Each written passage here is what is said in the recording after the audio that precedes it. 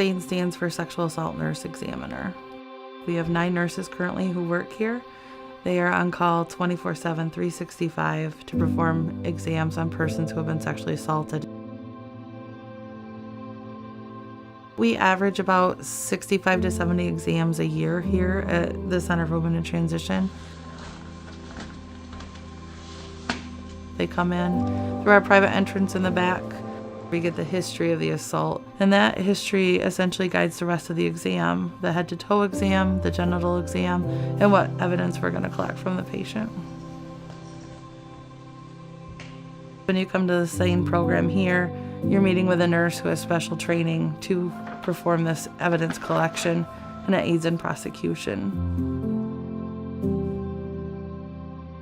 There's many differences between going to an ER to have a sexual assault exam done and coming to a SANE program to have an exam done. Hospitals are mandated reporters where they have to call law enforcement. We don't have to call law enforcement if the patient is over 16.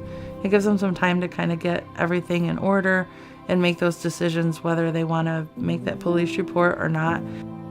So we're kind of able to give them more choices and empower them to do what's best for them at the time.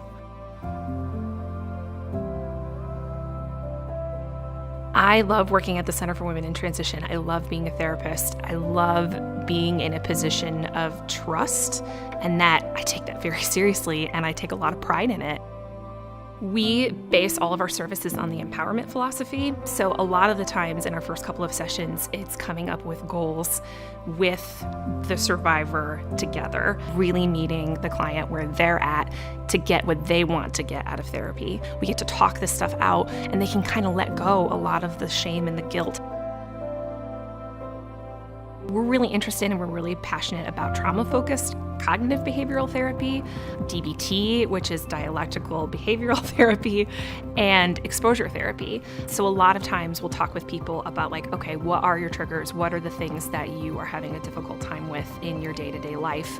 And practice the skills that you're learning in session outside of, this therapy room. So a lot of it is really focused on getting them back up to full functioning and living their best life.